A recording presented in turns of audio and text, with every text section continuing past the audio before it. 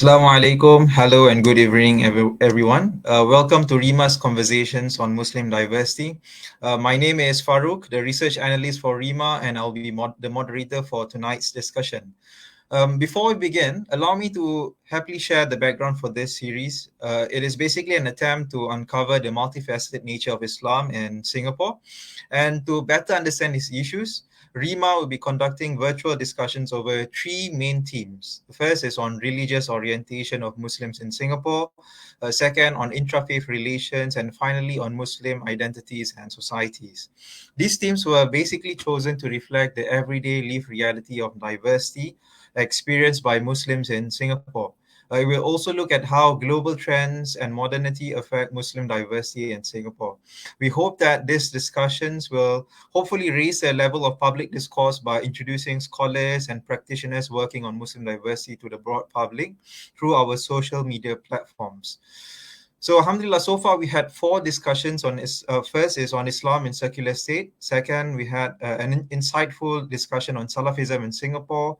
And we also had a discussion on Sunni Shia marriages, and more recently, we discussed the contributions of Gujarati Muslims in Singapore. Now, if you miss out on those sessions, you could watch it through our Instagram at Rima_Singapore and also our Facebook page. And we have also uploaded the summaries on our website. So don't forget to download and please share.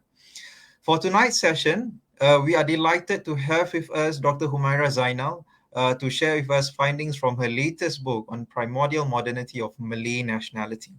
Now, it is a mouthful, but it is a very insightful book, and I've so far enjoyed reading it.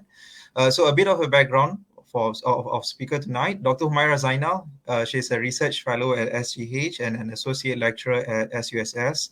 She holds a PhD in sociology from the Nanyang Technological University of Singapore. Her research interests lie at the intersections of healthcare and technology, as well as race, class, and gender relations. And I'm also happy to share that she's an EXCO member of RIMA. So tonight she'll be, just also to highlight that tonight she'll be presenting in her personal capacity and not representing any organizations. Allow me to now share the flow of the program. Our speaker will first present her findings, followed by the Q&A session that I will moderate. We will be collecting questions from the comment section on our Facebook. And just a gentle reminder to stick to the subject matter and please be respectful with your questions. Now, without further ado, I would like to welcome Dr. Humairah to begin her presentation. Please, Dr. Humairah. Hi. Good evening, everyone. Okay, can you hear me? Right. Thank you for tuning in. I hope it's not too late to wish our Muslim audience here Selamat Hari Raya. First and foremost, I would like to thank Rima for giving me this opportunity to discuss my book. I am also delighted to be joined by Farouk, whom I've had the pleasure of working with on another project. And I would also like to thank those of you who have spent your hard-earned money on my book, which I understand is not cheap. I think Kinokuniya is selling it for about $256. Whatever it is, I hope you found it insightful. Book reviews and rejoinders are certainly welcome. Yeah, so before I begin proper, a little bit about myself. I am a medical sociologist specializing in medical education, clinical medicine, and health services research. My other research interests include sociology of the Malays, as well as race and gender relations. And as Farouk has rightly pointed out, I also teach a number of courses at SUSS. Right. So I hope you can see my slides. The book that I'll be discussing today was written with my former PhD advisor, Prof. Kamaluddin Nasir from NTU Sociology. It was published in January this year, and it was funded by the Social Science Research Council grant, or SSRC, which Prof. Kamal and I were part of. So our book takes on a comparative transnational perspective in examining contemporary Malay national identity in Singapore and Malaysia through the lens of primordial modernity, a concept that I will elaborate on shortly. So specifically, this book, right, examines how Malays in Singapore and Malaysia conceptualize and negotiate their ethnic identity in relation to the state's construction of Malay national identity. So it engages with the broader literature on Malay studies that have been written by renowned scholars such as Anthony Milner, Leonard Andaya, Timothy Barnett, Joel Kahn, Lily Zubaida, Hussein Mutalib, okay, just to name a few. And as insightful as their works are, there a lack of discussion, okay, on the narratives of contestation, especially those by the masses. So this is a gap that our work seeks to fulfill. Okay, so our study of Malay identity in Malaysia and Singapore, okay, was driven by two main motivations. Okay, the first one being to explore the manifestations of Malay identities in countries with different social, political conditions. So the Malays in Singapore and Malaysia may come from the same ethnic group. They may also share a common history of colonialism by the British and a merger in 1963. Malays in these countries also live in multicultural nations and are being governed by states known for their soft authoritarianism. Okay, but their living conditions differ, okay, due to the varying economic and political developments in their countries. Demographically, they are also different. Okay, while Malays form the majority race in Malaysia, they are the minorities in Singapore. So we were interested in analysing how the ethnic composition of the Malays influenced the enactment of Malay identities in these nation states. Okay, the second reason is because we would like to embark on a comparative transnational study of Malay national identity, which has not been conducted before. Okay, so we have chosen to analyze the Malays in these two countries, given that they have the right balance of similarities and differences in terms of governance structures, social demographics, and processes, okay, which make comparison productive. Yeah, so having said that, the research question that we had in mind as we were working on this study was, how is Malay identity manifested, contested, and negotiated in relation to Malay national identity in Malaysia and Singapore? So by adopting this comparative approach, we aim to explore whether or not the similarities and differences between these two countries exist at the primordial level. Okay, so the objectives of our book are threefold. Okay, the first is to describe the discursive constructions of Malay identity in Malaysia and Singapore based on discourse analysis of both elite and mass texts. So we often come across books on Malay identity that engage with elite sources, such as reports produced by mainstream media, political speeches, and secondary sources published by government institutions, right? But then there are very few on mass texts, okay, meaning those that reflect um, public sentiments, okay, in sources such as popular cultural texts, which include novels, films, and theatres.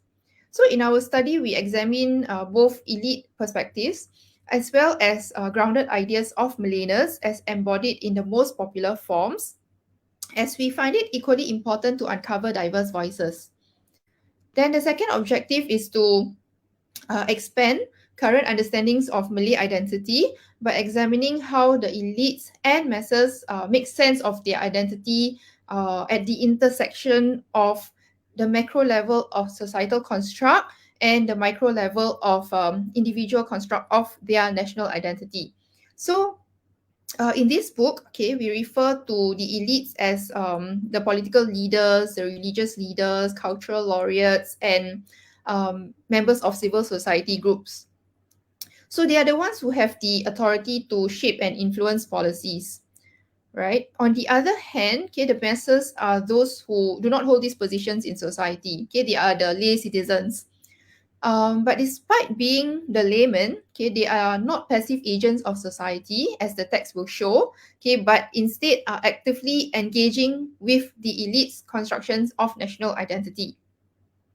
So based on this objective, okay, we aim to explore the ways in which the political, economic, and social-cultural context of a nation, okay, shape the discourses of Malay identity in Singapore and Malaysia, and how various social actors, okay, form multiple meanings of Malay identity. Okay, we also seek to evaluate how the masses maintain, reinforce, or challenge hegemonic constructions of identity in these two countries. Okay, the third objective is to understand Malay identity more holistically, okay, by analysing how multiple forms of modernity manifest in contemporary societies. So we do this by examining Malayness, okay, beyond the realms of customs, traditions, and religious rituals, okay, of the Malay community. Okay, this is not in any way to suggest that these aspects of Malay identity, okay, do not embody modernity. Neither are they in opposition to modernity. Okay, rather, existing studies, okay, have placed such a huge emphasis on the social cultural and the ethno-religious aspects of Malay society, okay, to the extent that Malay political and economic developments are often overlooked. And we realize that whenever these aspects of identity are discussed, okay, they are often framed within the narratives of predicament. This is not in any way to downplay the social issues that still affect the Malay community until today. Okay, but a comprehensive overview of Malay identity needs to move beyond social problems, social issues, okay, and consider how the community views itself and its progress. Okay, so that said, one of the main contributions of our book lies in its methodology. Okay, by evaluating diverse sources, okay, we highlight the narratives and counter discourses from the layman as well as various stakeholders in the Malay community.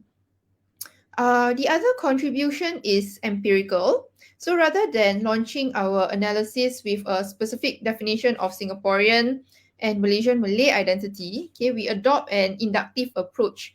Okay, that means we allow a plurality of identities to emerge, okay, before highlighting the points of convergence and divergence between elite and mass constructions of identity.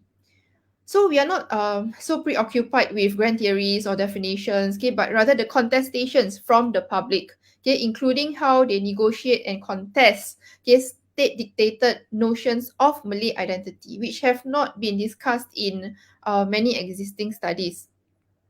Okay, another contribution is the theoretical framework.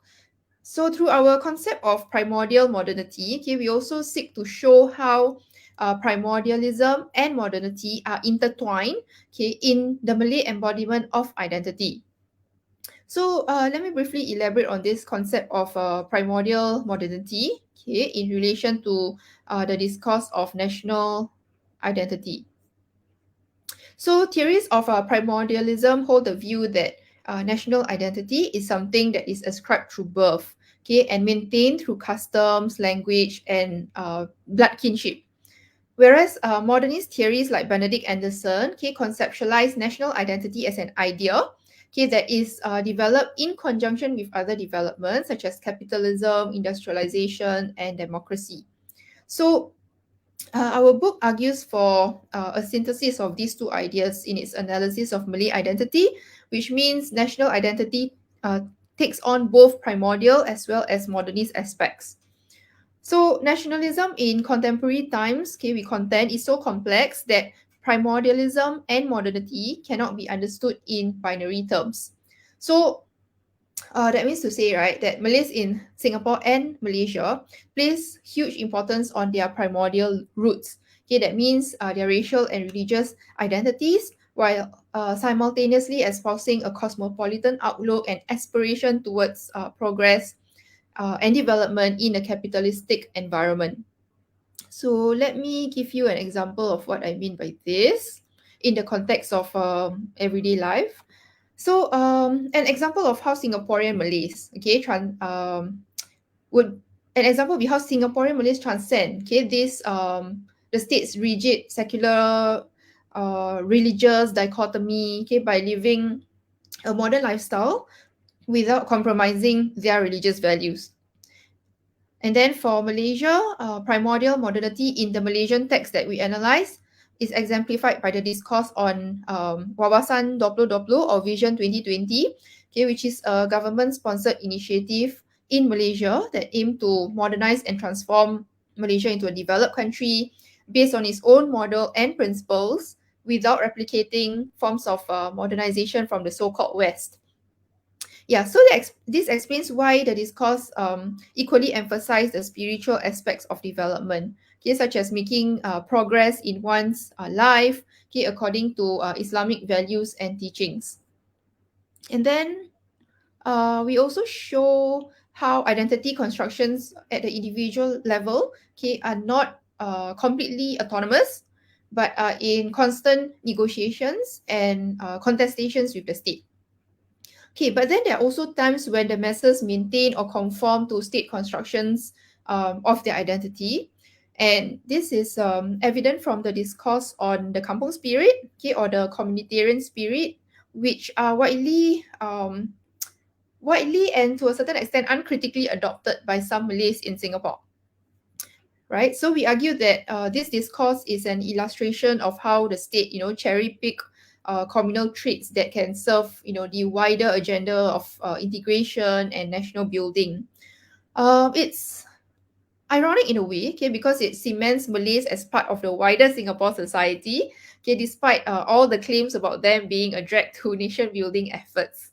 So this discourse on kampung spirit actually shows the duality of primordial modernity in that the state adapts the Malay communal spirit in a way that is relevant to Singapore's modern society, but in so doing, hides the structural challenges of chronic unemployment and material deprivation that the Malays faced in the past.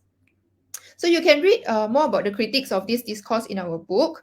Okay, but essentially the discourse on kampung spirit was not born out of virtue, but rather um, out of necessity. Okay, out of the need for residents to stand in for one another in the lack of state services and institutions.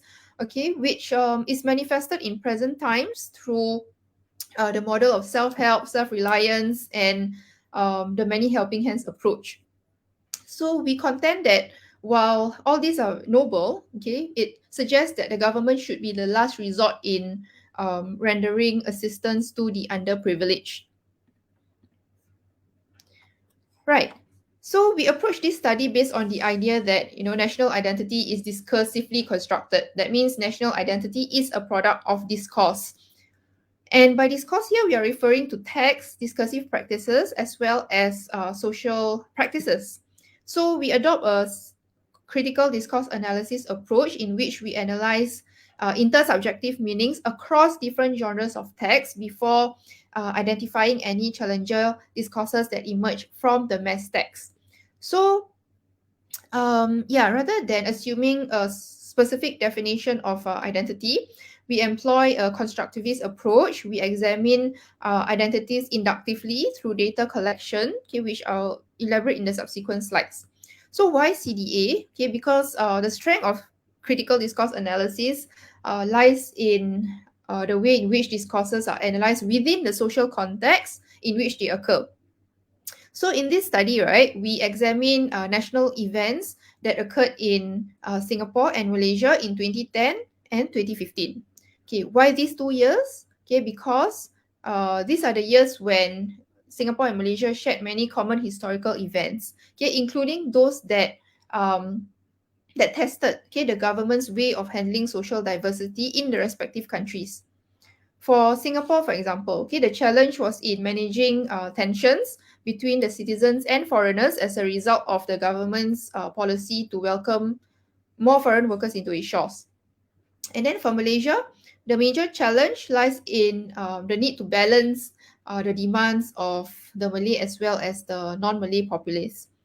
And then we also chose this years out of the practical reason that it is necessary for us to limit the time frame of the study due to the huge amount of data collected across the wide spectrum of elite and mass sources. So the choice is also more empirical than conceptual. Um, Yeah, but then although the time span covered in the book is focused on the period between 2010 and 2015, right? The we also considered events, okay, and writings that happened before and after this period, okay, in order to show continuity and to put all these events into perspective. And although it may seem like, many significant events have taken place post 2015, okay, the findings in the book still have huge relevance, okay, to the understanding of present day Malay identity in both Singapore and Malaysia.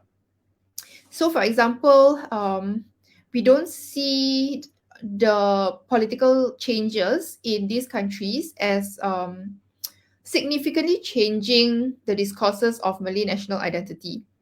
Okay, take for example Malaysia. Okay, the fallen Barisan National Party is making a strong comeback, right, after being ousted for about a year. And then for Singapore, the election of more members of the opposition party post 2020 general election merely means that the PAP still maintains a super majority. Okay. Right, so I'm now going to spend some time elaborating on our research methods, okay, because a huge contribution of our book lies in its methodology. Okay, so first I will explain our choice of Malay language text. Okay, so we analyze text in Malay language due to a few reasons. The first one being to explore Malay identity from the vantage point of contemporary Malay text. Okay, the second reason was to examine whether there is any dog whistling going on in the Malay sources, okay, that might not be apparent in the English ones.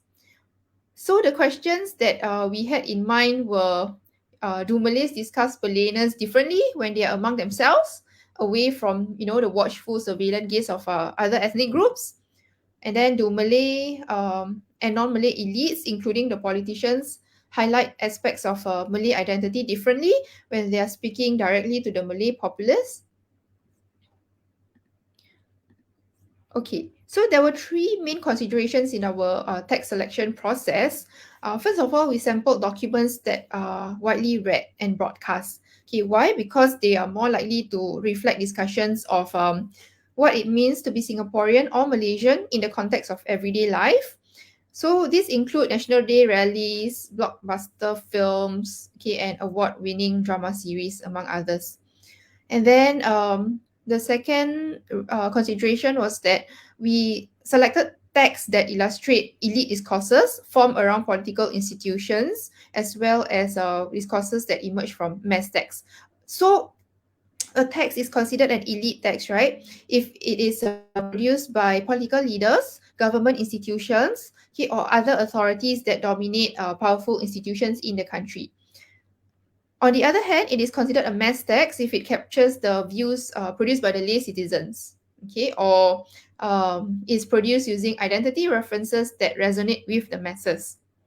The third consideration is to select a diverse range of texts which comprise both mainstream and non-mainstream sources. So we define mainstream as those that contain hegemonic views of the government and its institutions, non-mainstream sources as those that are somewhat marginalized by mainstream society, okay, and that tend to offer alternative discourses and counter narratives that challenge mainstream ideologies.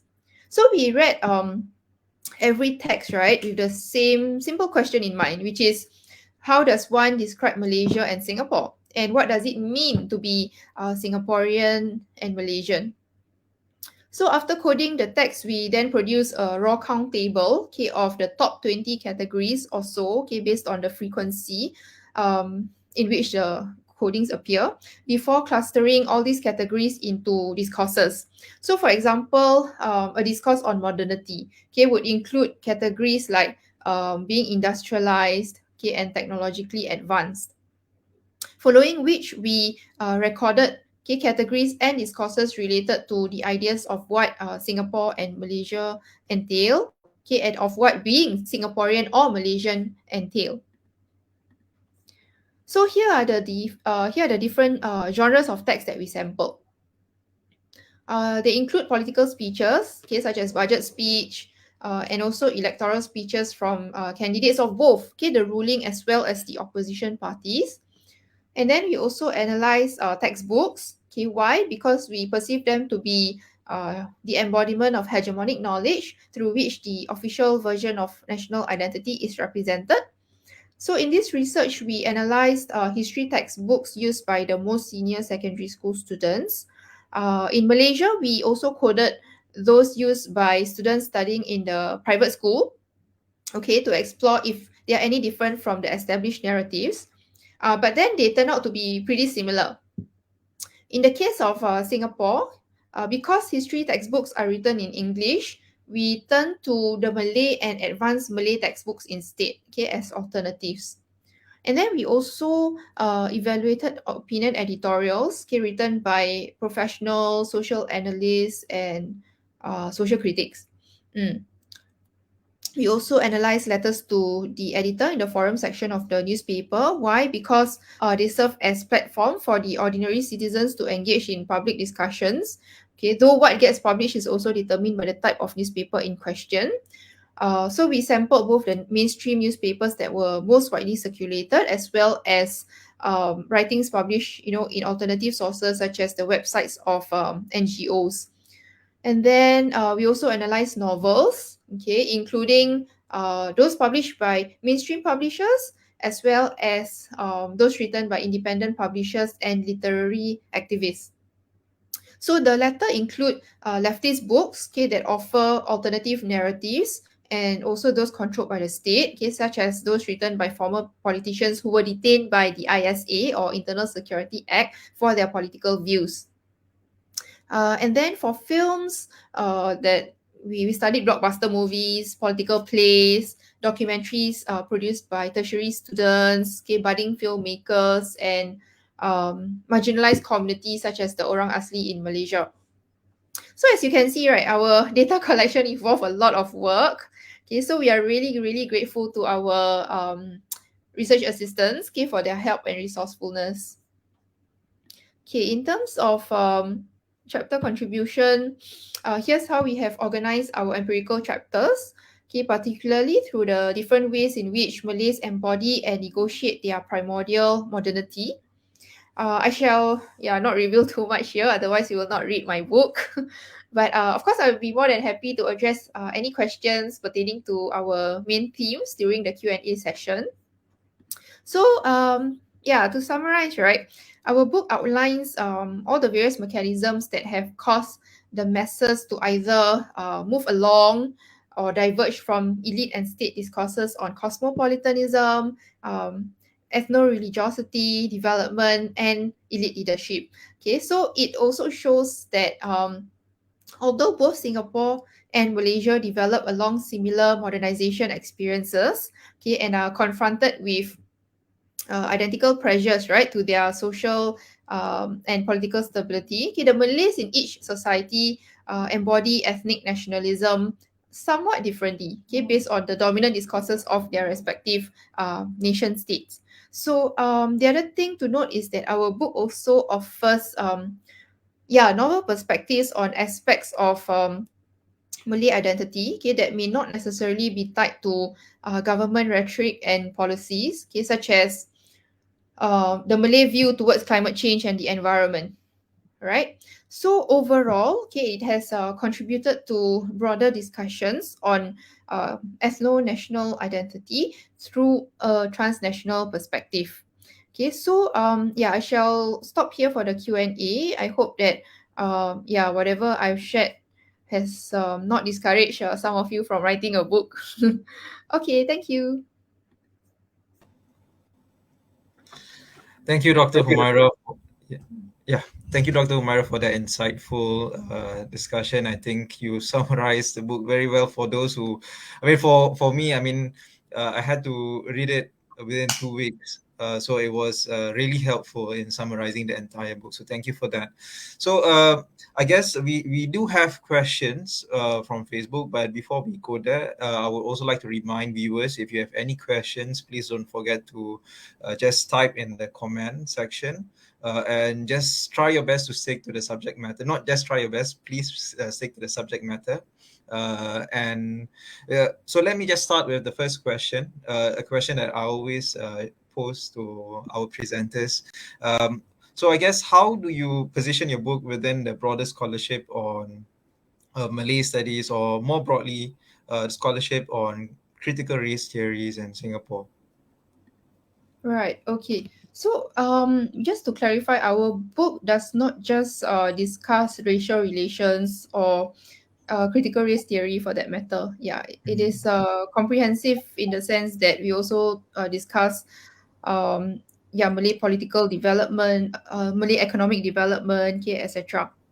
Yeah. So, our contribution is really methodological and empirical. Okay, in that, we are more interested in the contestations from the masses. Mhm. Yeah, which is why you see a lot of debates going on about um, how the Malays embody primordial modern attitude, right? Which Mhm. is yeah, which is actually the theoretical framework for this study. So yeah, let me just give you an example, okay, of how Singapore Malays, for example, exemplify this primordial modern attitude. Okay, so using Malayness, okay, to enrich um, dialogues that are related to Islamic tradition. Okay, so for example, referring the public debate on the government's regulation of the headscarf, right, as the tudong Mhm. issue, okay, which in a way citing their constitutional rights as the indigenous Malays of Singapore, right? Negotiating constructs of Muslim national identity, okay, would be another example. Yeah. Mhm. Mhm. Thank you. And I guess, could you also share the motivations behind the book or your intellectual project as a whole? What somewhat motivated you to talk about this? Right. Yeah. So I guess I have shared quite at length earlier about the objectives of the book. Of course, the main motivator was the huge grant that we got, okay, in which scholars of different countries in Southeast Asia, respectively, study the different countries lah. So why Malays in Malaysia and Singapore? Because of the reasons that I mentioned, such as uh, the similarities and differences, okay, in terms of ethno-religiosity, which Mhm. make comparison productive. Yeah. Okay. So, Mhm. moving on to some of the main ideas that you have presented in the book, Mm. I guess what we can somewhat argue is identity politics and the construction of racial categories and even racial stereotypes are never accidental, right? But they are also part of processes fundamentally linked to the the workings of people in power, authorities, and also the platforms that they use. So, how did your book somewhat seek to unpack all of those? Right. Yeah. So um the conflation of Malayness and Muslimness did emerge strongly in our data, and they do play out in identity politics. So, yeah, let me give you an example. Malayness in Malaysia, right, is problematic when we Mhm. examine it from a political Islamic perspective, right? So, for Mhm. example, in a lot of the texts, they show how the government has been sympathetic towards the plight of the Palestinians, okay, and the Rohingyas, right, due to the shared religious belief. And then it's also manifested in their foreign policy, whereby they refuse to have any diplomatic ties, okay, with countries such as South Africa due to their Mhm. discriminatory apartheid policy. Mhm. But then the irony is that they do not seem to extend the same sympathy, the same compassion, okay, Mhm. towards yeah, ethnic minorities in their own countries, Yeah. okay, because Yeah. the commonality stops beyond religious identification. Mhm. Yeah, so there is no overt contestation from the public either, okay, against the state's discrimination of minorities, okay, except of course from a few activists. So that's for Malaysia. For Singapore, I think it is prominent among the religious elites.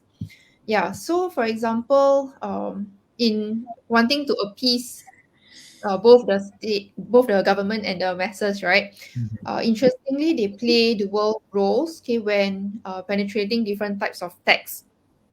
So, for example, with respect to the discourse on anti-extremism, okay, in the elite text, they seem to conform to the dominant narrative that yes, Muslims are prone to be extremists, okay, by singling out the community in their works and in their Mm-hmm. writing.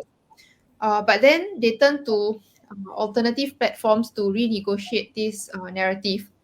Yeah. Mm-hmm. So for example, in non-mainstream sources, right, such as newsletters, they call for a more holistic understanding of Islam, okay, and they speak about expanded notions of jihad or extremism, okay, in other spheres of life, such as in the pursuit of academic excellence or in protecting the environment, okay, which in a way expands the state's parochial definition of Islam. So these are just some examples of how um, identity politics are being played out in the text lah, in Mm-hmm. these two countries. Okay. Mhm.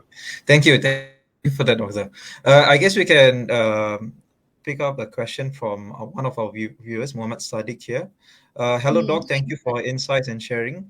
My question would Mm. be, how has Malay identity evolved given the increasing trend of interracial marriages? Anecdotally, I can observe that the offspring of such unions tend to be more motivated as students in their Mm. career and social life. Yeah. Wow. Okay. Yeah. Thanks, Sadiq, for tuning in. Um, so I'm not sure whether this is something that has been empirically tested or is it just based on anecdotal evidence. If it's the latter, then it is quite a risky claim to make.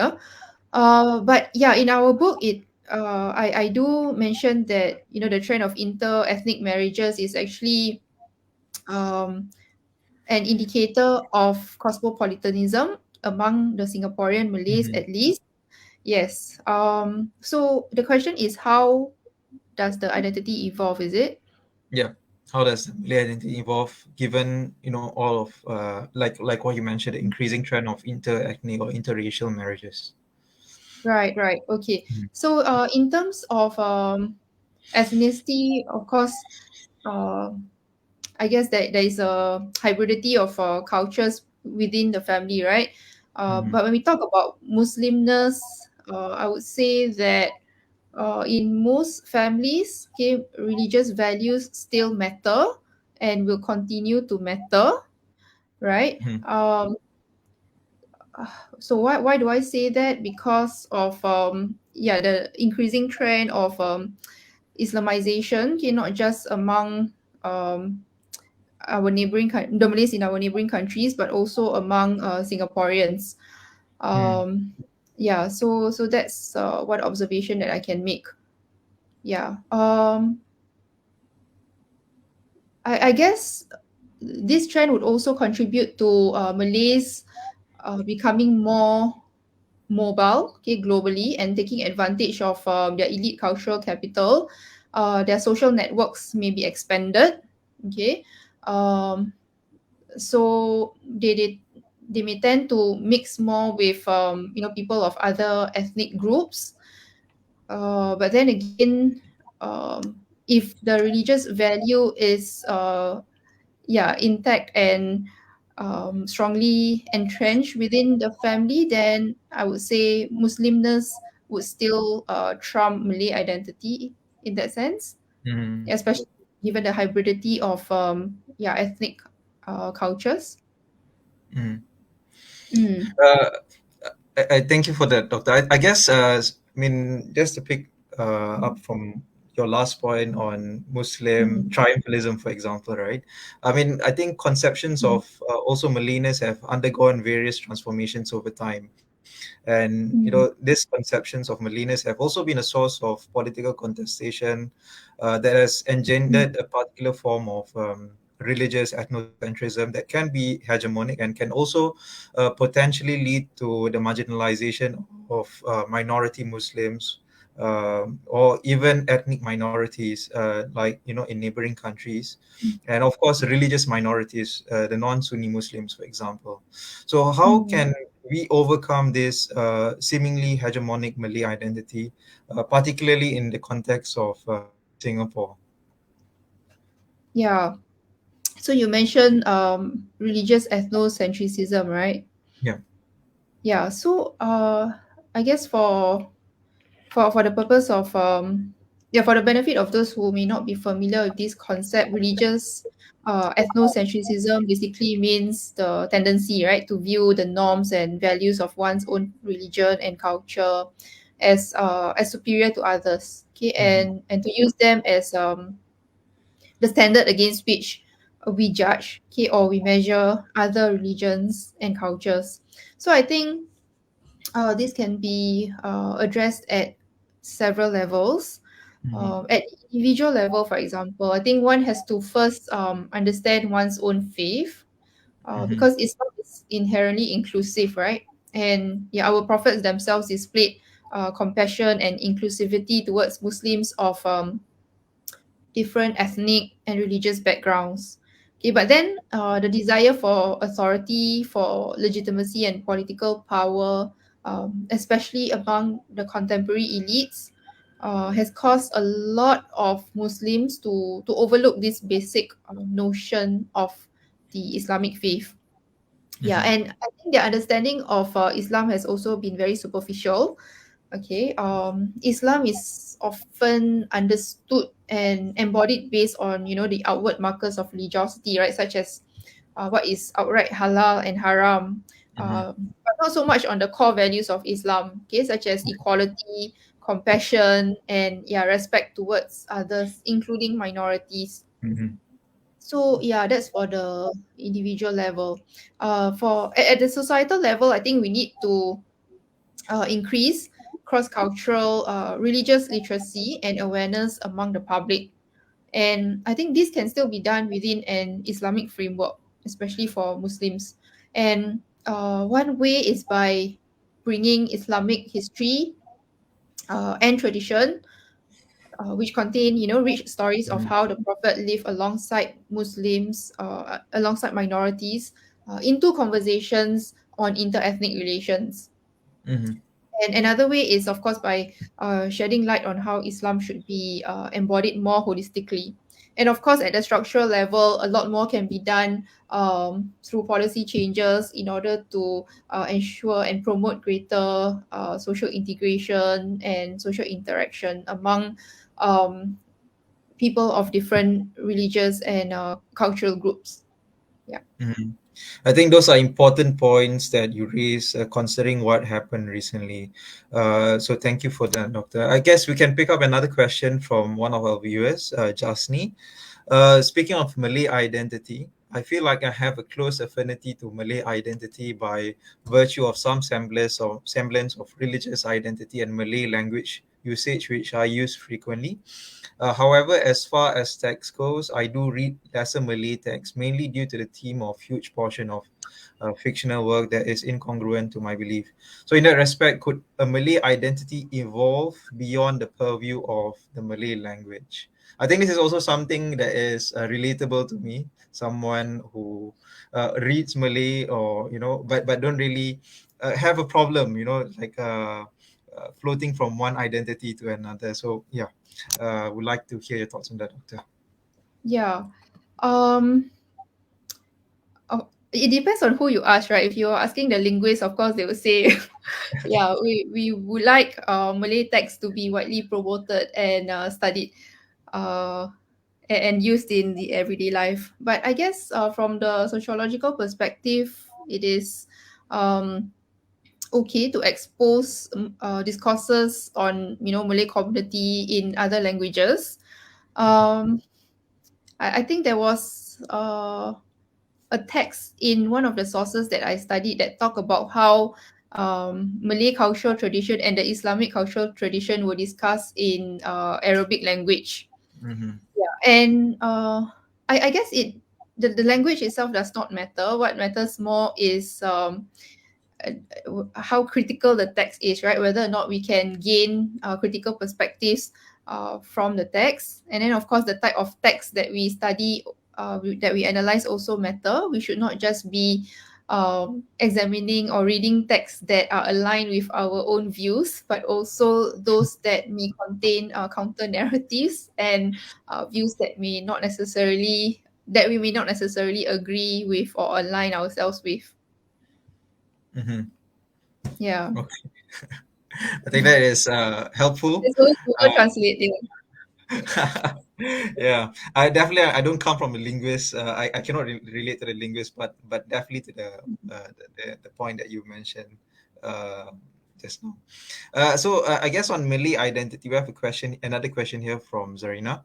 I guess there are some conceptions or some definitions of Malay identity that includes Islam as a major component, right? And this is also very dominant in our neighboring country like Malaysia, that demands all Malays to be Muslims, right? So I guess in the spirit of fluid identity, or the complexities of identity or the intersections of identity, what are your thoughts on this? That for you to be a Malay, you have to be a Muslim. Is this something that is a must, or is it something that is being stretched considering the context that we're living in today? Yeah, so being Malay and being Muslims are often these two terms are often collapsed, right, when conflated. Mhm. Yeah, but then they, as we argue in our book, they mean different things in both Malaysia and Singapore. Um, so for example, in Singapore, right, okay, the conflation of Malay Muslim identity, it often takes on a pejorative slant, which Mhm. often lies in the existence and perpetuation of stereotypes, right? So yeah, time and again, the state has reminded the citizenry, that the reason behind peripheralizing the Malays in the army is due to their religious identity.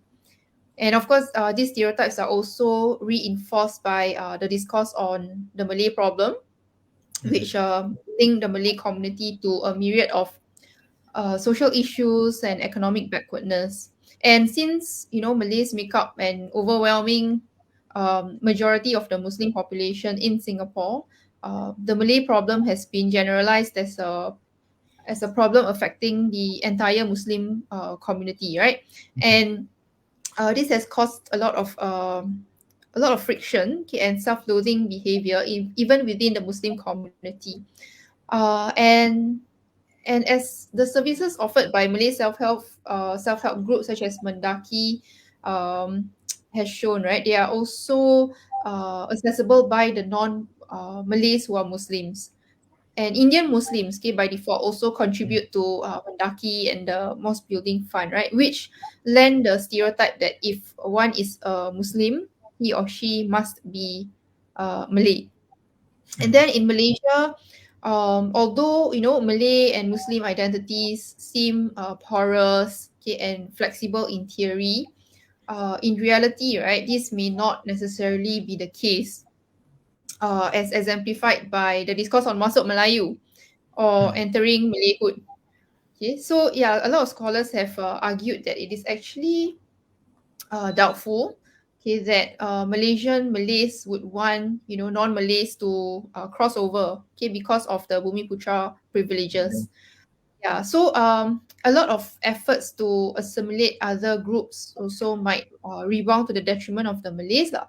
Okay, because all these special rights to own land, to obtain licenses, and Mhm. other benefits would rest upon Yeah. the constitutional definition of a Malay as a person who speaks Malay, who follow Malay custom and tradition, and who profess Islam, right? Mhm. So because all these characteristics are alterable, Malay compensatory rights might well be undermined if too many non-Malays attempt to pass. And then in the political realm, right? Yes, I mean we have this conflation of Malayness and Muslimness.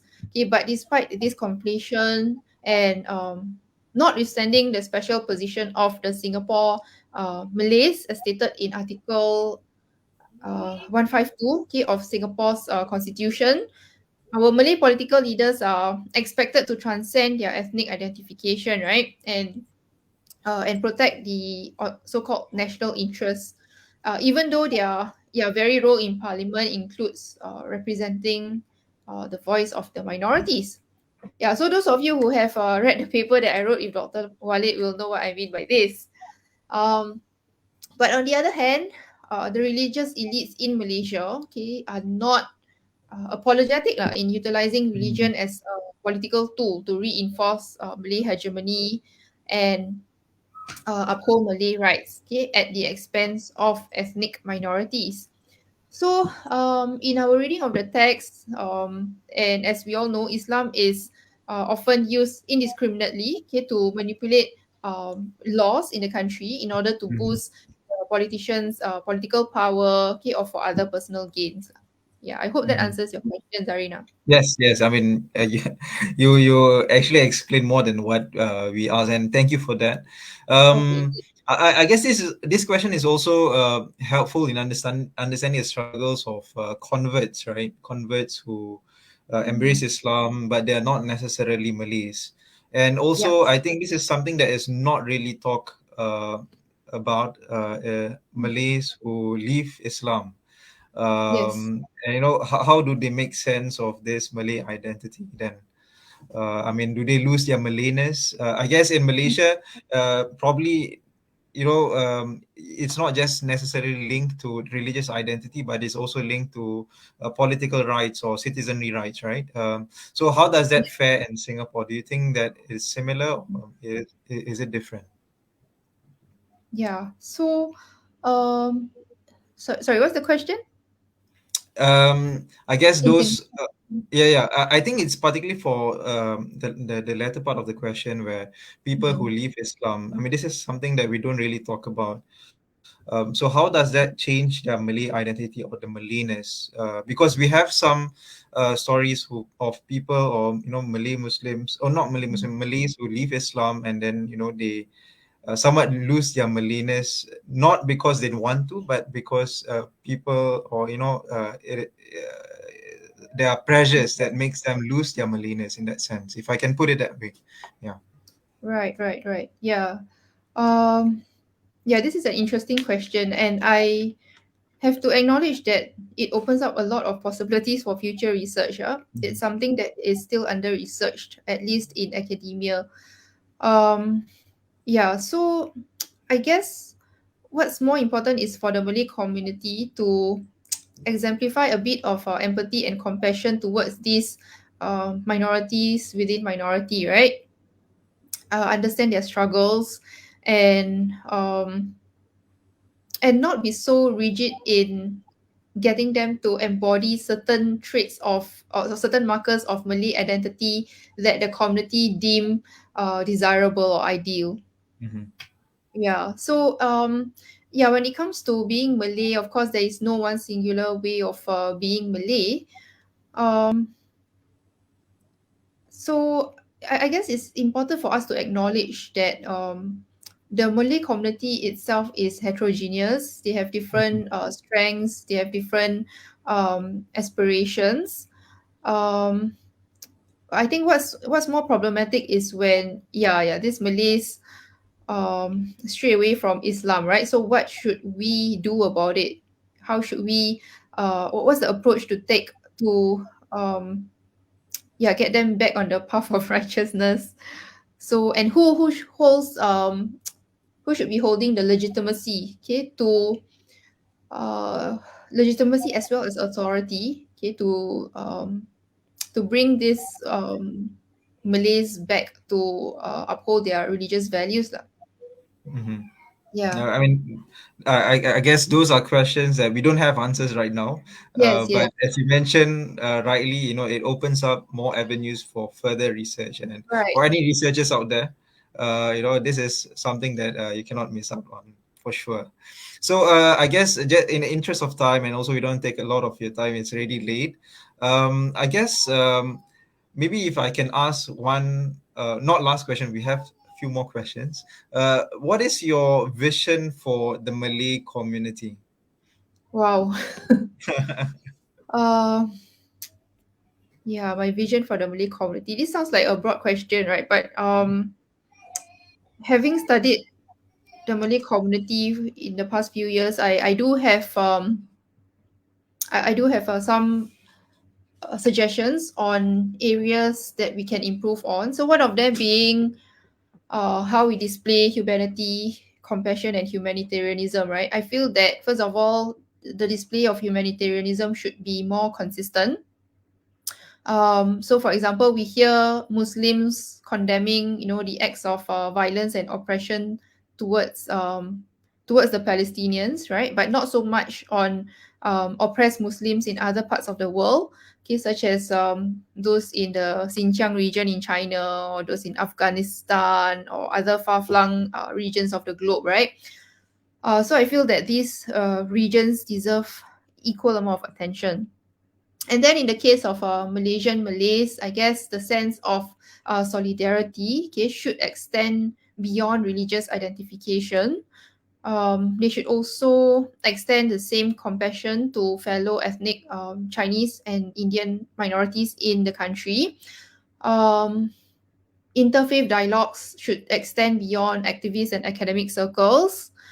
So that's one. The second vision, I guess, yeah, public debates should be more constructive and should be steered by a strong political leadership. So take for example, public debates on women's issues. Okay, the voices of women, okay, are often ignored and suppressed. Okay, whenever gender issues are discussed publicly. So in Malaysia, in Malaysia, women have received rape threats and even death threats when they voiced out their concerns publicly. And this is also something that was discussed in one of the documentaries produced by an NGO in Malaysia, which we analysed in our book. And then in Singapore, some women have been called deviants and even transgressors of Islam. Um, whenever they raise about gender equality, which some perceive as a Western concept, even though the arguments of these women may be rooted in Islamic tradition and history. So, as we have observed, debates on gender relations and women empowerment would often end up getting blown out of proportion, right? And I attribute this largely to two main reasons. So first of all, the dualistic understanding of issues. Um, Whenever we face a community issue, it often gets boiled down to support for either one camp or another, right? It's always either or. You either support this camp or that camp.